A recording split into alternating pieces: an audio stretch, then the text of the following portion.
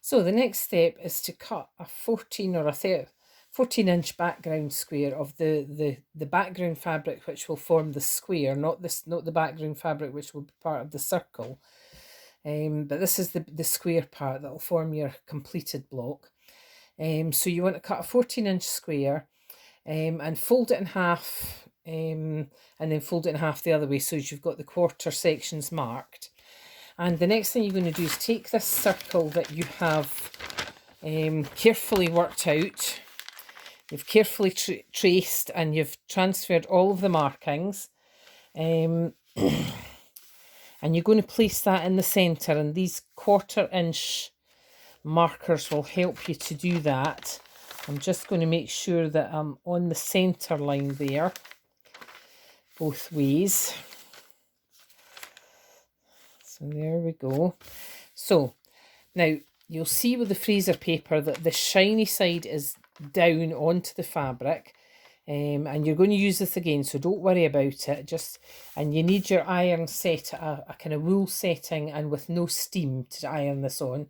So once you've placed this carefully, so once you've got it all nicely lined up, you're just going to take a dry iron, no steam, and just press it very carefully across the top, and you'll see that it's beginning to stick. If at first it doesn't stick properly, you might need to increase the heat of your iron ever so slightly. Just do that incrementally until it's reached the stage where it will stick.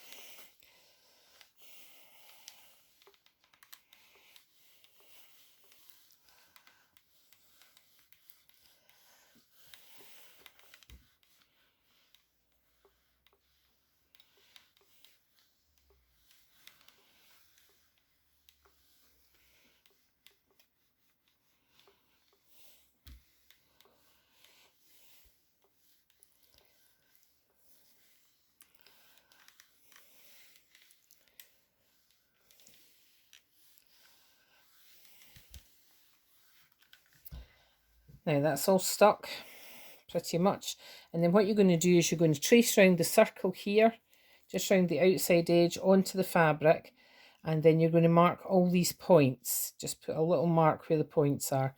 If you just do a small mark, that'll disappear into the seam allowance anyway, so you'll be fine, it'll not show.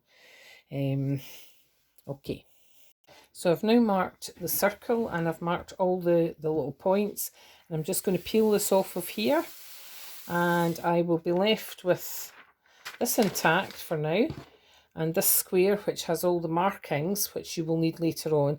This square you can now put to one side because you're not going to need it until you're almost finished your project. For the next stage we need to start cutting out the wedge shapes, and you will see from the instructions it tells you to first of all cut out this wedge shape, which is made up of numbers 1, 2 and 3, so that would be this shape. So I'm going to cut that out, and then I'm going to continue on and cut out all the other wedge shapes that are similar, so that'd be 5, 6, 7, 9, 10, 11, etc., all the way around. So we're just going to cut this piece out and try and do this as carefully and as accurately as you can. But if you've traced the lines carefully, you should be fine.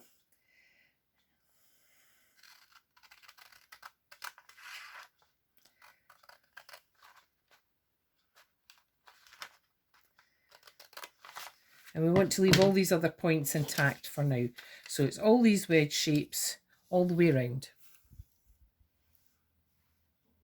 So I've now cut out all the wedge shapes from here, and I'm left with a star shape, and I'm going to put this along with the background piece into a bag so as I don't lose them, because I know what I'm like. I'll keep them all together, I've got much more chance of being able to work with them.